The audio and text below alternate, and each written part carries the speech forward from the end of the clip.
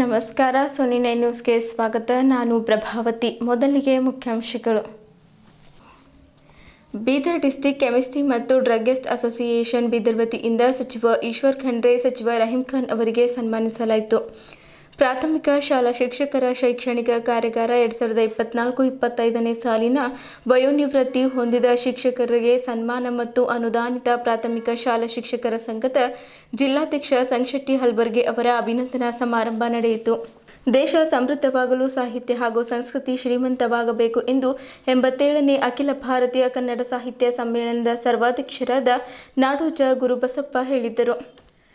ರಾಜ್ಯ ಮಟ್ಟದ 69ನೇ ಕರ್ನಾಟಕ ರಾಜ್ಯೋತ್ಸವ ಗಡಿ ಕನ್ನಡಿಗರ ಉತ್ಸವವನ್ನು ಕರ್ನಾಟಕ ರಾಜ್ಯೋತ್ಸವ ಗಡಿ ಕನ್ನಡಿಗರ ಉತ್ಸವವನ್ನು ಕರ್ನಾಟಕ ಪರ ಸಂಘಟನೆಗಳ ಒಕ್ಕೂಟದ ರಾಜ್ಯಾಧ್ಯಕ್ಷ ಡಾಕ್ಟರ್ ವಿಶ್ವನಾಥ್ ಜಿಪಿ ಬೆಂಗಳೂರು ಉದ್ಘಾಟಿಸಿದ್ದರು. ಚಿಗುರು ಸೋಷಿಯಲ್ ಕಲ್ಚರಲ್ ಟ್ರಸ್ಟ್ ತಡ್ಪಳ್ಳಿ, ಕನ್ನಡ ಮತ್ತು ಸಂಸ್ಕೃತಿ ಇಲಾಖೆ ಬೆಂಗಳೂರು ಇವರ ಸಂಯುಕ್ತಾಶ್ರಯದಲ್ಲಿ 2023-24ನೇ ಸಾಲಿನ ಸಂಘ ಸಂಸ್ಥೆಗಳ ಧನ ಸಹಾಯ ವಿಶೇಷ ಘಟಕ ಯೋಜನೆಯಡಿ ಜನಪದ ಕಲಾ ಸಮ್ಮೇಳನವು ಶಿವರಾಜ್ ತಡ್ಪಳ್ಳಿ ಅವರ ನೇತೃತ್ವದಲ್ಲಿ ಹಮ್ಮಿಕೊಳ್ಳಲಾಗಿತ್ತು. ಕರ್ನಾಟಕ ರಕ್ಷಣಾ ವೇದಿಕೆ ಪ್ರವೀಣ್ ಶೆಟ್ಟಿ ಬಣ್ಣ ಬೀದರ್ ವತಿಯಿಂದ ಜಿಲ್ಲಾ ಆಟೋ ಘಟಕದ ಪದಾಧಿಕಾರಿಗಳನ್ನು ಆಯ್ಕೆ ಮಾಡಲಾಯಿತು. ಪೀಟರ್ ಚಿಡುಗುಪ್ಪ. ಸಿದ್ದಾರೂಢ ಮಠದಲ್ಲಿ ಅಭಿನಂದನಾ ಸಮಾರಂಭ. ಶಿವಕುಮಾರ್ ಶ್ರೀ ಕಿವಿಮಾತು. ಸಣ್ಣ ಗುರಿ ಇಟ್ಟುಕೊಳ್ಳದಿರಿ. ನಿವೃತ್ತ ಶಿಕ್ಷಕ ಪ್ರಶಸ್ತಿ ಪುರಸ್ಕೃತರನ್ನು ಸನ್ಮಾನಿಸಲಾಯಿತು. ಸುದ್ದಿಯ ವಿವರಗಳು. ಬೀದರ್ ನಗರದ ಲಾವಣ್ಯ ಫಂಕ್ಷನ್ ಹಾಲ್ನಲ್ಲಿ ಬೀದರ್ ಜಿಲ್ಲೆಯ ಕೆಮಿಸ್ಟ್ ಮತ್ತು ಡ್ರಗ್ಗಿಸ್ಟ್ ಅಸೋಸಿಯೇಷನ್ ಬೀದರ್ ವತಿಯಿಂದ ಅರಣ್ಯ ಪರಿಸರ ಮತ್ತು ಜೀವಿಶಾಸ್ತ್ರ ಹಾಗೂ ಬೀದರ್ ಜಿಲ್ಲಾ ಉಸ್ತುವಾರಿ ಸಚಿವರಾದ ಈಶ್ವರ್ ಖಂಡ್ರೆ, ಪೌರಾಡಳಿತ ಹಾಗೂ ಹಜ್ ಸಚಿವರಾದ ರಹೀಂ ಖಾನ್ ಅವರಿಗೆ ವಿಶೇಷ ಸನ್ಮಾನ ಮಾಡಲಾಯಿತು. ಸನ್ಮಾನ ಸ್ವೀಕರಿಸಿ ಬೀದರ್ ಜಿಲ್ಲಾ ಉಸ್ತುವಾರಿ ಸಚಿವ ಈಶ್ವರ್ ಖಂಡ್ರೆ ಅವರು ಮಾತನಾಡುತ್ತಾ, ರಾಸಾಯನ ಶಾಸ್ತ್ರಜ್ಞ ಮತ್ತು ಔಷಧಕಾರಿ ಸಂಘದ ಯಾವುದೇ ಸಮಸ್ಯೆಗಳಿದ್ದರೆ ನನ್ನ ಗಮನಕ್ಕೆ ತಂದರೆ ಪರಿಶೀಲನೆ ಮಾಡಿ ಇತ್ಯರ್ಥಪಡಿಸುತ್ತೇನೆ. ಯಾವುದಾದರೂ ನಿಯಮ ಮೀರಿ ಔಷಧ ಅಂಗಡಿಗಳನ್ನು ತೆಗೆದರೆ ಅದನ್ನು ನಿರ್ಬಂಧನೆ ಮಾಡಿ ಕಾನೂನು ರೀತಿಯ ಕ್ರಮಗಳನ್ನು ಕೈಗೊಳ್ಳಲಾಗುವುದು. ಮಾದಕ ದ್ರವ್ಯ ಕೆಲವು ಔಷಧಿಗಳಲ್ಲಿ ದುರುಪಯೋಗ ಆಗಬಾರದೆಂದು ಮಾತನಾಡುತ್ತಾ ಹೇಳಿದ್ದರು. ಈ ಸಂದರ್ಭದಲ್ಲಿ ಕೆಮಿಸ್ಟ್ರಿ ಅಂಡ್ ಡ್ರಗ್ಗಿಸ್ಟ್ ಅಸೋಸಿಯೇಷನ್ ಬೀದರ್ನ 5 ತಾಲೂಕಿನ ಸಂಘದ ಸದಸ್ಯರು ಭಾಗವಹಿಸಿದ್ದರು. ಈ ಸಂದರ್ಭದಲ್ಲಿ ಶಿವರಾಜ್ ಪಾಟೀಲ್, ನಗರಸಭೆ ಅಧ್ಯಕ್ಷರಾದ ಮಹಮ್ಮದ್ ಗೌಸ್, ಗುರಮ್ಮ ಸಿದ್ದಾರೆಡ್ಡಿ, ನಗರಸಭೆ ಸದಸ್ಯರಾದ ಹನುಮಂತ್ ಮಲ್ಕಾಪೂರೆ, ಧನರಾಜ್ ಹಂಗರ್ಗಿ, ವಿಜಯ್ ಕುಮಾರ್ ಬಿರಾದರ್, ಬಸವರಾಜ್ ಭೂಶೆಟ್ಟಿ, ರಾಜ್ಕುಮಾರ್ ನೌಬಾದೆ, ಗಣೇಶ್ ಐನಾಪುರ್, ಬಸವರಾಜ್ ಪಾಟೀಲ್, ಸೂರ್ಯಕಾಂತ್, ಕಿರಣ್ ಉಪ್ಪೆ, ಅಲಿಯಾಸ್, ಮಡೆಪ್ಪ ಶ್ರೀಶೆಟ್ಟಿ, ಮೊಹಮ್ಮದ್ ಖಲೀದ್ ಶರೀಫ್, ಸುರೇಶ್ ಬಿರಾದರ್, ಸಂಜೀವ್ ಎಂ ಸೇರಿದಂತೆ ಹಲವು ಗಣ್ಯರು, ಮುಖಂಡರು ಇತರರು ಇದ್ದರು. ಬಹಳ ಎಚ್ಚರಿಕೆಯಿಂದ ನೀವೆಲ್ಲ ಇರಬೇಕು ಅನ್ನುವಂಥ ಒಂದು ಕಿವಿ ಮಾತನ್ನು ನಾನು ತಮ್ಮೆಲ್ಲರಿಗೆ ಹೇಳಿಕೆ ಬಯಸ್ತಾ ಇದ್ದೀನಿ. ಇದಕ್ಕೆ ಆತ್ಮೀಯ ಬಂಧುಗಳೇ, ಇವತ್ತು ನೋಡಿ ಬಹಳಷ್ಟು ನಾವೆಲ್ಲ ಹೊಸ ಸಂಶೋಧನೆ ಮಾಡಿದ್ದೇವೆ. ಕ್ಯಾನ್ಸರ್ಗೂ ಇವತ್ತು ನೋಡ್ತಾ ಇದ್ದೇವೆ, ಮಾರಕ ರೋಗಗಳು ಜಾಸ್ತಿ ಆಗ್ತಾ ಇದ್ದಾವೆ. ಹೀಗಾಗಿ ಬಹಳ ನಿಮ್ಮ ಜವಾಬ್ದಾರಿ ಸಮಾಜದ ಆರೋಗ್ಯವನ್ನು ರಕ್ಷಣೆ ಮಾಡುವಂಥ ಜವಾಬ್ದಾರಿ ಅನ್ನುವಂಥ ಒಂದು ಮಾತನ್ನು ನಾನು ತಮ್ಮೆಲ್ಲರಿಗೆ ಆರೋಗ್ಯವಂತ ಸಮಾಜ ಇದ್ದರೆ ಮಾತ್ರ ನಾವೆಲ್ಲರೂ ಮುಂದೆ ಅಭಿವೃದ್ಧಿ ಆಗಲಿಕ್ಕೆ ಸಾಧ್ಯ ಇದೆ. ಇವತ್ತು ರೋಗಗ್ರಸ್ತ ಇದ್ರೆ ಏನು ಮಾಡಲಿಕ್ಕೆ ಆಗೋದಿಲ್ಲ, ಜನಸಂಖ್ಯೆ ಬಹಳ ಇದೆ. ಆದರೆ ಅವರು ಇವತ್ತು ರೋಗಗ್ರಸ್ತರಾದರೆ ಸಮಾಜಕ್ಕೆ ಒಳಿತಾಗೋದಿಲ್ಲ, ಉಪಯೋಗ ಆಗೋದಿಲ್ಲ. ಆರೋಗ್ಯವಂತ ಸಮಾಜ ಇರಬೇಕು ಅನ್ನುವಂಥದ್ದು ಆ ದೃಷ್ಟಿಯಿಂದ ಇವತ್ತು ನೀವೆಲ್ಲ ವೃತ್ತಿ ಮಾಡ್ತಾ ಇದ್ದೀರಿ, ಕೆಲಸ ರೀತಿಯಲ್ಲಿ ಸಮಾಜಕ್ಕೆ ನೆಮ್ಮದಿ ಆದಂತಹ ಕೊಡುಗೆಯನ್ನು ಕೊಡ್ತಾ ಇದ್ದೀರಿ. ಇವತ್ತು ಬೀದರ್ ಜಿಲ್ಲೆಯಲ್ಲಿ ಎಲ್ಲ ತಾಲೂಕಿನಿಂದ ನಿಮ್ಮ ಸಂಘದ ವತಿಯಿಂದ ನಮಗೆ ಆಹ್ವಾನ ಮಾಡಿ ಉದ್ದೇಶಪೂರ್ವಕವಾಗಿ ತೊಂದರೆ ಕೊಡ್ತಾ ಇದ್ದಾರೆ, ಕಿರುಕುಳ ಕೊಡ್ತಾ ಇದ್ದಾರೆ, ಅಂಥವ್ರ ಮೇಲೆ ಕ್ರಮ ಜರುಗಿಸಬೇಕು ಅಂತೇಳಿ ತತ್ಕ್ಷಣ ನಾನು ರಹೀಂ ಖಾನ್ ಹೇಳಿದ್ದೆ. ನಿಮಗೆ ನಿಮ್ಮ ಸಂಘಕ್ಕೆ ಔಷಧ ಮಳಿಗೆಗೆ ಏನು ಸಹಕಾರ ಬೇಕಾಗಿದೆ, ಏನು ಸಹಯೋಗ ಬೇಕಾಗಿದೆ, ಅವೆಲ್ಲ ಸಹಯೋಗ ನಾವು ನಿಮಗೆ ಕೊಡ್ಲಿಕ್ಕೆ ತಯಾರಿದ್ದೀವಿ ಅನ್ನುವಂಥ ಒಂದು ಮಾತನ್ನು ಹೇಳಿ ಬೀದರ್ ಜಿಲ್ಲೆ ಅಭಿವೃದ್ಧಿ ಪತ್ರ ಅದರ ಎಲ್ಲರ ಸಹಕಾರ ಬೇಕು, ಎಲ್ಲರ ಸಹಯೋಗ ಬೇಕು. ನಮ್ಮ ಉದ್ದೇಶ ನಿಮ್ಮೆಲ್ಲರ ಸಹಕಾರದಿಂದ, ಬೀದರ್ ಜಿಲ್ಲೆ ಜನರ ಆಶೀರ್ವಾದದಿಂದ ಮನೆಯಲ್ಲಿ ಬಹಳಷ್ಟು ಗಟ್ಟಿಯಾಗಿ ಬೆಳೀತಾ ಇದೆ. ನೀವು ನೋಡ್ತಾ ಇದ್ದೀರಿ, ನೀರಾವರಿ ಯೋಜನೆಗಳಾಗಿದೆ, ರಸ್ತೆ ಸುಧಾರಣೆ ಆಗಿದೆ. ನಾನು ಮೊನ್ನೆ ಬೆಂಗಳೂರು ಸುತ್ತಮುತ್ತ ಅಲ್ಲಿಗೆ ಹೋಗಿದ್ದೆ, ನಿನ್ನೆ ಹೋಗಿದ್ದೆ ಒಂದು ಶಾಲೆಗೆ. ಅದೇ ರಸ್ತೆ ನೋಡಿ ನನಗೆ ಆಶ್ಚರ್ಯ.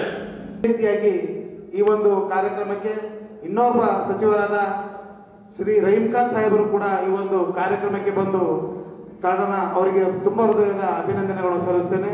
ಅರವಸ್ ಅವರು, ಧನರಾಜ್ ಜಂಗಲ್ಗಿ ಅವರು, ಹನುಮಂತ್ ಮಲ್ಕಾಪುರ್ ಅವರು, ಗುರಮ್ಮ ಸಿದ್ದಾರೆಡ್ಡಿ ಅಕ್ಕವರು ಕೂಡ ಬಂದಿದ್ದಾರೆ. ತಮ್ಮೆಲ್ಲರಿಗೂ ನಮ್ಮ ಬೀದರ್ ಜಿಲ್ಲಾ ಔಷಧ ವ್ಯಾಪಾರಸ್ಥರ ಪರವಾಗಿ ಆರ್ಥಿಕವಾದ ಅಭಿನಂದನೆ ಸಲ್ಲಿಸ್ತೇನೆ. ಧನ್ಯವಾದಗಳು.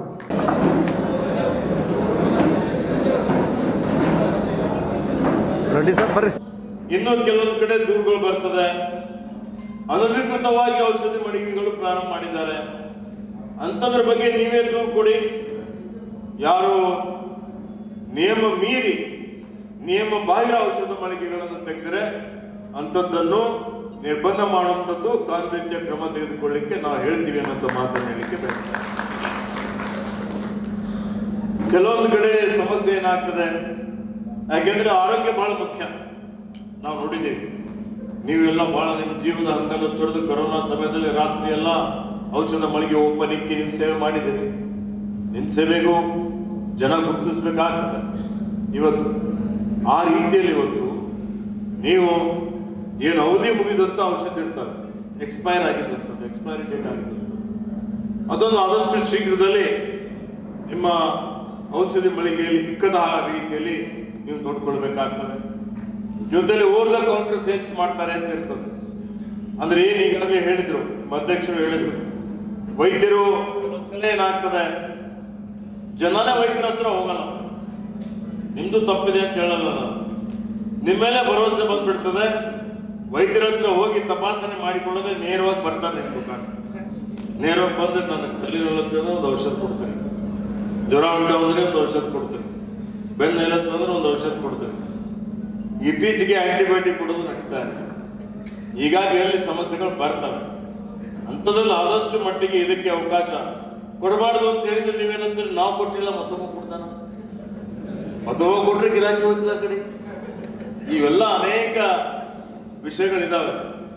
ಹೀಗಾಗಿ ಇವತ್ತು ಈ ರೀತಿಯಲ್ಲಿ ಎಲ್ಲಕ್ಕಿಂತ ದೊಡ್ಡ ಸವಾಲು ನಮ್ಮ ಎದುರುಗಡೆ ಏನಿದೆ ಅಂದ್ರೆ, ಈಗಾಗಲೇ ಮಾತಾಡ್ತಾ ಹೇಳಿದ್ರು ಶಿವರಾಜ್ ಪಾಟೀಲ್, ಏನು ಮಾದಕ ದ್ರವ್ಯ ಸೇವನೆ.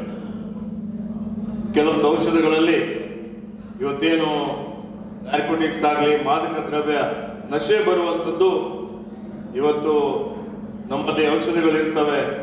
ಅವು ವೈದ್ಯರು ಎಲ್ಲಿ ಯಾವ ರೋಗಕ್ಕೆ ಕೊಡಬೇಕು ಅನ್ನುವಂಥದ್ದು ನೋಡಿನೇ ಕೊಡ್ತಾರೆ.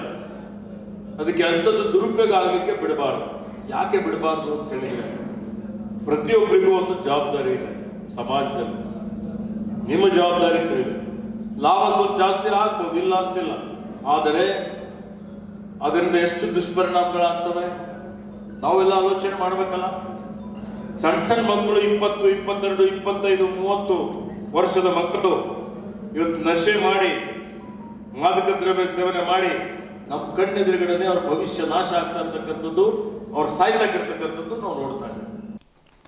ಬೀದರ್ ನಗರದ ಡಾಕ್ಟರ್ ಚನ್ನಬಸವ ಪಟ್ಟದೇವರು ರಂಗಮಂದಿರದಲ್ಲಿ ಕರ್ನಾಟಕ ರಾಜ್ಯ ಅನುದಾನಿತ ಪ್ರಾಥಮಿಕ ಶಾಲಾ ಶಿಕ್ಷಕರ ಸಂಘ ಬೆಂಗಳೂರು ಮತ್ತು ಜಿಲ್ಲಾ ಘಟಕ ಬೀದರ್ ಸಹಯೋಗದಲ್ಲಿ ವಿಭಾಗ ಮಟ್ಟದ ಅನುದಾನಿತ ಪ್ರಾಥಮಿಕ ಶಾಲಾ ಶಿಕ್ಷಕರ ಶೈಕ್ಷಣಿಕ ಕಾರ್ಯಾಗಾರ 2024-25ನೇ ಸಾಲಿನ ವಯೋನಿವೃತ್ತಿ ಹೊಂದಿದ ಶಿಕ್ಷಕರ ಸನ್ಮಾನ ಮತ್ತು ಅನುದಾನಿತ ಪ್ರಾಥಮಿಕ ಶಾಲಾ ಶಿಕ್ಷಕರ ಸಂಘದ ಜಿಲ್ಲಾಧ್ಯಕ್ಷ ಸಂಶೆಟ್ಟಿ ಹಲ್ಬರ್ಗೆ ಅವರ ಅಭಿನಂದನಾ ಸಮಾರಂಭ ಜರುಗಿತು.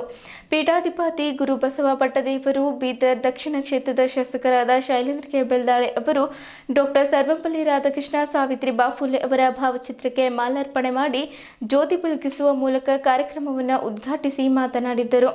ಅನುದಾನಿತ ಪ್ರಾಥಮಿಕ ಶಾಲಾ ಶಿಕ್ಷಕರ ಸಂಘದ ಜಿಲ್ಲಾಧ್ಯಕ್ಷ ಸಂಶೆಟ್ಟಿ ಹಲ್ಬರ್ಗೆ ದಂಪತಿಗಳಿಗೆ ಗಣ್ಯಾತ ಗಣ್ಯರಿಂದ ಸನ್ಮಾನಿಸಿ ಗೌರವಿಸಲಾಯಿತು.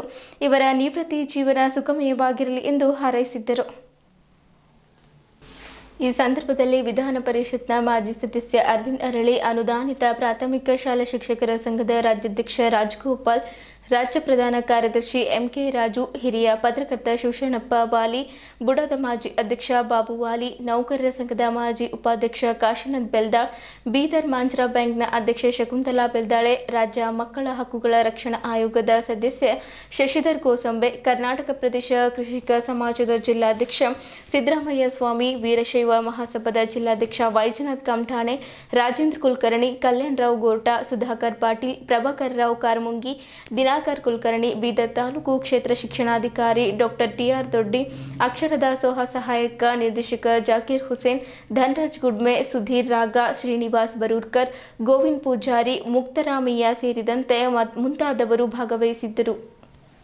ನೌಕರರ ಬಗ್ಗೆ, ಕಾರ್ಮಿಕರ ಬಗ್ಗೆ ಕಾಳಜಿ ಇದ್ದಿದ್ದಕ್ಕೋಸ್ಕರನೇ ಇಷ್ಟೊಂದು ಜನ ಅಪಾರ ಸಂಖ್ಯೆಯಲ್ಲಿ ತಾವೆಲ್ಲರೂ ಇಲ್ಲಿ ಬಂದಿದ್ರಿ. ಎಲ್ಲ ಜಾತಿ ಧರ್ಮದ ಮುಖಂಡರು ಬಂದಿದ್ರಿ, ಎಲ್ಲ ಪಕ್ಷದ ಮುಖಂಡರು ಬಂದಿರಿ, ಮತ್ತೆಲ್ಲ ಇಡೀ ಜಿಲ್ಲೆಯಲ್ಲಿ ಟೀಚರ್ ಬಂದಿದ್ರು ಕೂಡ ಬಂದಿದ್ರಿ.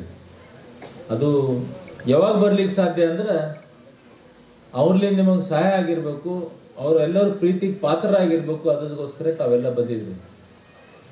ಅವ್ರ ಗುರುರಾಜ ಸೇವಾ ಸಂಸ್ಥೆಯನ್ನು ರಾಘವೇಂದ್ರ ಮಠದ ಸಂಸ್ಥೆಯಲ್ಲಿ ಸುಮಾರು ಒಂದು 30-35 ವರ್ಷ ಹಿಡಿದು ಕೆಲಸ ಮಾಡಿದ್ರು. ಅಲ್ಲಿ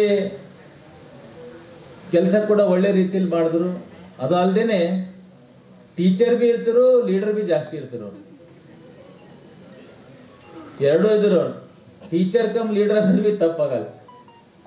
ಅವ್ರ ಬಲ್ಲಿ ಗುಣ ಇತ್ತು. ಅವ್ರ ಬಲ್ಲಿ ಯಾಕೆ ಆಲ್ಮೋಸ್ಟ್ ಆಲ್ ನಾವು ಅಂತೀವಿ ಟೀಚರ್ಗಳಿಗೆ ಗುರು ಲೀಡರ್ ಅಂದ್ರೆ ತಪ್ಪಾಗಲ್ಲ. ಯಾಕಂದ್ರೆ ಎಲ್ಲ ಕ್ವಾಲಿಟೀಸ್ ರಾಜಕಾರಣಿ ಬಲ್ಲಿ ಯಾರು ಬೆಳಿತಾರೆ ಅಂದ್ರೆ ಟೀಚರ್ಲಿಂದ ರಾಜಕಾರಣಿ ಆಗ್ತಾನೆ. ಟೀಚರ್ ಆಶೀರ್ವಾದದಿಂದ ಆಗ್ತದೆ. ನಾನು ಕೂಡ ಈ ರಾಜಕಾರಣಿ ಆಗಿನಿ, ತಮ್ಮೆಲ್ಲರ ಹೆಸರಲ್ಲಿ MLA ಆಗಿನ ಅಂದ್ರೆ ನಮ್ಮ ತಾಯಿನೂ ಟೀಚರ್ ಇದ್ರು, ಅದರಲ್ಲಿಂದ ನಾ MLA ಆದ. ಅವರು ವಾಲಂಟ್ರಿ ತಗೊಂಡು ನಮಗೆಲ್ಲ ಬೆಳೆಸರು. 35 ವರ್ಷಗಳ ಕಾಲ ಶಿಕ್ಷಕರಾಗಿ ಕೆಲಸ ಮಾಡಿದ್ಮೇಲೆ ಅದು ಚುರುಕುತನದಿಂದ ಎಲ್ಲರಲ್ಲಿ ಬೆರೆತು ಎಲ್ಲ ಕಷ್ಟ ಸುಖಗಳಲ್ಲಿ ಭಾಗಿಯಾಗಿ ತನ್ನ ಜೀವನವನ್ನೇ ಈ ಶಿಕ್ಷಕ ವೃತ್ತಿಗೆ ಸಮರ್ಪಣೆ ಮಾಡಿದಂಥ ಸಿನ್ಸಿಯರಿಟಿ ಹೆಲ್ಪರ್ಗೆ ಅವರಿಗೆ ನಾನು ಮೊದಲಾಗಿ ಅವರ ಅಭಿನಂದನೆ ಸಲ್ಲಿಸ್ತೀನಿ. ಯಾಕಂದರೆ ಈ ಪ್ರಪಂಚದಾಗ ಎಲ್ಲಾಗ ಮಹತ್ವವಾದ ಒಂದು ಸ್ಥಾನ ಇದ್ದರೆ ಅದು ಗುರುಗಳಿಗೆ ಮಾತ್ರ.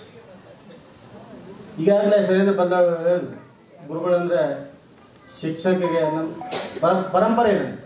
ನಮ್ಮ ದೇಶದ ಪರಂಪರೆ ಇದೆ, ನಮ್ಮ ಪ್ರಪಂಚದ ಪರಂಪರೆ ಇದೆ. ಗುರುಗಳಿಗೆ ಯಾರೇ ಒಬ್ಬ ರಾಷ್ಟ್ರಪತಿ ಆಗಬೇಕಾದ್ರೆ ಗುರುಗಳಿಂದನೇ ಶಿಕ್ಷಣ ಪಡೆಯಬೇಕಾಗ್ತದೆ.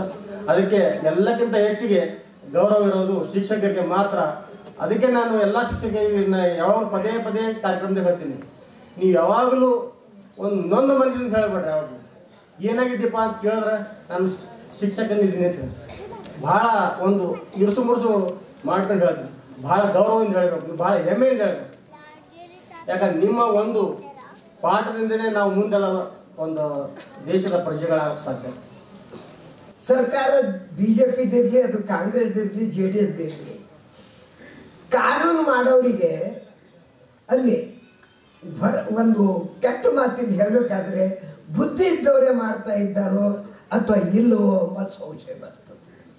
ಈಗ ಶಿಕ್ಷಕರ ಬಗ್ಗೆ ಸರ್ಕಾರಿ ಶಿಕ್ಷಕರು, ಅನುದಾನಿತ ಶಿಕ್ಷಕರು, ಅನುದಾನ ಇಲ್ಲದ ಶಿಕ್ಷಕರು ಈ ರೀತಿ ಮಾಡಿದಾಗ ಅಂದರೆ ಅನುದಾನ ಏನು ಇಲ್ಲದವರು ಶಿಕ್ಷಕರು ಏನು ಕಲಿಸ್ತಾ ಇಲ್ಲೇನು, ಅನುದಾನ ಇದ್ದವರು ಥೋಡೆ ಮಟ್ಟ ಕಲಿಸ್ತಾರೇನು ಅಥವಾ ಸರ್ಕಾರಿ ಶಿಕ್ಷಕರೇ ಕಲಿಸ್ತಾರೇನು, ಇದರ ಬಗ್ಗೆ ಹೋರಾಟ ಮಾಡೋದು ಬೇಡ.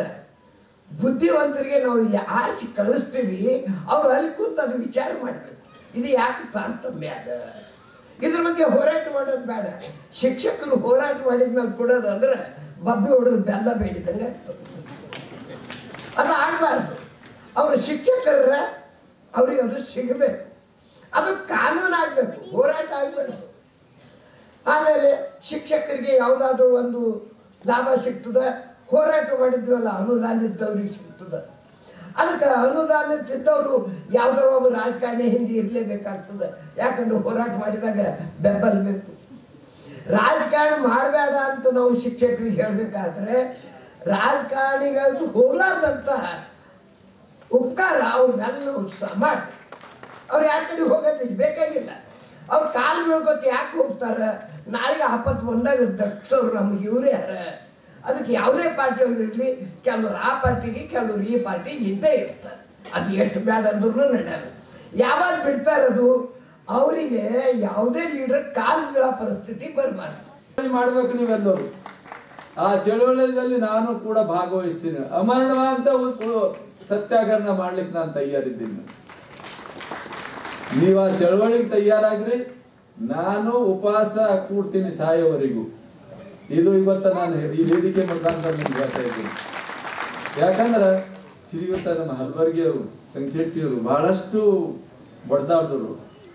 ಅವ್ರು ಬಡದಾಡದಂತ ನಾವು ದಿನಗಳಲ್ಲಿ ಅವ್ರು ಮಾತಾಡ್ತಕ್ಕಂಥದ್ದು, ಕೇಳ್ತಕ್ಕಂಥದ್ದು, ಸಂಘ ಸಂಸ್ಥೆಯಲ್ಲಿ ನಮಗೆ ಏನು ಕಷ್ಟ ಆಗ್ತಾ ಇದೆ, ಏನು ಬೇರೆಯವ್ರಿಗೆ ಏನು ಆಗ್ತಾ ಇದೆ ಅನ್ನೋದೆಲ್ಲ ನಾವು ತಿಳ್ಕೊತಾ ಇದ್ದೆವು. ಅದಕ್ಕೆ ಇವತ್ತು ನಾನು ಆ ಒಂದು ಮಾತನ್ನ, ಆ ವಿಷಯವನ್ನ ನಿಮ್ಮ ಸಮ್ಮುಖದಲ್ಲಿ ಇಡ್ತಾ ಇದ್ದೀನಿ. ನೀವು ಎದ್ದೇಳಬೇಕು, ಜಾಗೃತರಾಗಬೇಕು, ಬಡದಾಡಬೇಕು. ಯಾವುದೇ ಮನೆಯಲ್ಲಿ ಕುಂತ್ರು ಸಿಗೋದಿಲ್ಲ. ಎಲ್ಲಕ್ಕ ಯುದ್ಧ ಆಡ್ತಕ್ಕಂಥ ಸಂದರ್ಭ ಇದೆ ಈ ದೇಶದಲ್ಲಿ. ಯಾರು ಯುದ್ಧ ಆಡ್ತಾರೋ, ಯಾರು ಬಲಿಷ್ಠ ಆಗ್ತಾರೋ, ಯಾರು ಶಕ್ತಿಯುತ ಆಗ್ತಾರೆ, ಅವ್ರ ಬೆನ್ನಿಂದ ಸಮಾಜ ಇದೆ, ಸರ್ಕಾರ ಇದೆ, ಜನರು ಇದ್ದಾರೆ ಅಂತಂದ್ರೆ ತಪ್ಪಾಗಬಾರದು. ಇವತ್ತಿದೆ ಎಲ್ಲ ಇಟ್ಟಿದ್ದ ಉದ್ದೇಶ ಏನು ಅಂದ್ರೆ ಮುಂದೆ ಬರ್ತಕ್ಕಂಥ ಇದರಲ್ಲೂ ನಮ್ಮ ಶಿಕ್ಷಕರು ಆ ರೀತಿ ಬರಲಿ ಅನ್ನೋದೇ ಬಹುತೇಕ ನಮ್ಮ ಸಂಶೆಟ್ಟಿ ಹಲಬರ್ಗಿ ಅವ್ರ ಉದ್ದೇಶ ಇದೆ ಅಂತ ಅನ್ನಿಸ್ತದೆ. ಆ ಒಂದು ಇದು ಇಟ್ಕೊಂಡೆ ಇಲ್ಲೆಲ್ಲರೂ ಕೂಡ್ಕೊಂಡೆ ಈ ಕಾರ್ಯವನ್ನ ಮಾಡಿದ್ರಿ. ನಿಜಕ್ಕೂ ಸಂಶೆಟ್ಟಿ ಹಲಬರ್ಗಿ ಅವ್ರ ಬಗ್ಗೆ ಎಲ್ಲರೂ ಹೇಳ್ಯಾರ. ನಾನು ಕುಂತಾಗ, ನಮ್ಮ ಅರಳಿಯವರು ವಾಲಿಯವರು ಕುಂತಾಗ ನನಗೆ ಭಾಳ ಖುಷಿ ಆಯ್ತು. ಅವರಿಬ್ಬರು ಯಾವಾಗ ಕೂಡ್ತಾರಂಬದು ನಾನು ಕಾಯ್ತಾ ಇದ್ದ. ಇವತ್ತು ಅವರಿಬ್ಬರು ಕುಂತಿಂದು ನನಗೆಷ್ಟು ಖುಷಿ ಆಗ್ಯದಂದ್ರೆ ಅವ್ರು ವಾಲಿಯವರೇ ಅವ್ರ ಮಾತಿನಾಗ ಹೇಳ್ಯಾರ. ಅಂದ್ರೆ ಇಷ್ಟೆಲ್ಲ ಕೂಡಿಸಿನವ್ರು ಯಾರು ಅಂದ್ರೆ ಸಂಶೆಟ್ಟಿ ಹಲಬರ್ಗಿಯರು. ಇದು ನಿಜವಾದ ಶಿಕ್ಷಕರ, ಇದು ಆದರ್ಶ ಶಿಕ್ಷಕರ ಲಕ್ಷಣ. ಇದು ಎಲ್ಲಕ್ಕಿಂತ ದೊಡ್ಡ. ಎಂಥವ್ರನ್ನ ಶತ್ರುಗಳನ್ನ ಕೂಡ್ಸೋದಲ್ಲ, ಅದು ಮಿತ್ರತ್ವ ಇದ್ದವ್ರಿಗೆ ಮಿತ್ರರಾಗಿ ಮಾಡೋದಲ್ಲ. ಇದು ನಿಜವಾದ ಶಿಕ್ಷಕರ ಲಕ್ಷಣ. ಅಂಥ ಬಹುಮುಖ ಪ್ರತಿಭೆ ಉಳ್ಳವರೇ ನಮ್ಮ ಸಂಶೆಟ್ಟಿ ಹಲಬರ್ಗಿ ಅವರು. ಅಷ್ಟು ಅವರು ಪ್ರತಿಭೆ, ಅವ್ರ ಕಾರ್ಯ, ಅವ್ರ ಚಾಕುಚಿಕ್ಕತೆ, ಒಂದು ಶಿಸ್ತು, ಎಲ್ಲ ರಂಗದಲ್ಲಿ ಅವರು ಮಾರ್ಗದರ್ಶನ ಮಾಡಿದವರು. ಕೇವಲ ಒಂದು ಸಂಘ ಸಂಸ್ಥೆ, ಶಿಕ್ಷಕರು ಇಷ್ಟೇ ಅಲ್ಲ, ನಮ್ಮಂಥ ಮಠದ ಗುರುಗಳಿಗೆ ಕೂಡ ಅವರು ಸಲಹೆ ಸೂಚನೆಗಳು ಕೊಟ್ಟಿದ್ದಾರೆ. ಅಂಥ ಸಂಶೆಟ್ಟಿ ಹಲಬರ್ಗಿ ಅವರು ಇನ್ನೂ ಹೆಚ್ಚೆಚ್ಚು ಅವ್ರ ಕಾರ್ಯಗಳು ಮಾಡಲಿ. ಅವರು ಶಿಕ್ಷಣ ಕ್ಷೇತ್ರದಲ್ಲಿ ಬೇರೆ ಬೇರೆ ರಂಗದಲ್ಲಿ ಎಲ್ಲ ಮಾಡ್ಯಾರ. ಮುಂದೆ ಬರ್ತಕ್ಕಂಥ ಇದರಲ್ಲಿ ಇನ್ನೂ ಅವ್ರದ್ದೇನು, ಯಾಕಂದ್ರೆ ಕೆಲಸ ಮಾಡೋರಿಗೆ ಖಾಲಿ ಕುಂತರು ಅವ್ರಿಗೆ ನಿವೃತ್ತಿ, ಅವ್ರಿಗೆ ರಿಟೈರ್ಮೆಂಟೇ ಇಲ್ಲ. ಅವ್ರಿಗೆ ಅದು ಮಾಡಿದ್ರೆ ಅವ್ರಿಗೆ ಸಮಾಧಾನ ಇರ್ತದೆ. ಅಂಥ ಕಾರ್ಯ ಹೆಚ್ಚೆಚ್ಚು ಸಮಾಜದ ಒಂದು ಒಳಿತಿಗಾಗಿ, ಏಳಿಗೆಗಾಗಿ ಹಲಬರ್ಗಿ ಅವರು ಇನ್ನೂ ಹೆಚ್ಚೆಚ್ಚು ಕಾರ್ಯ ಮಾಡಲಿ.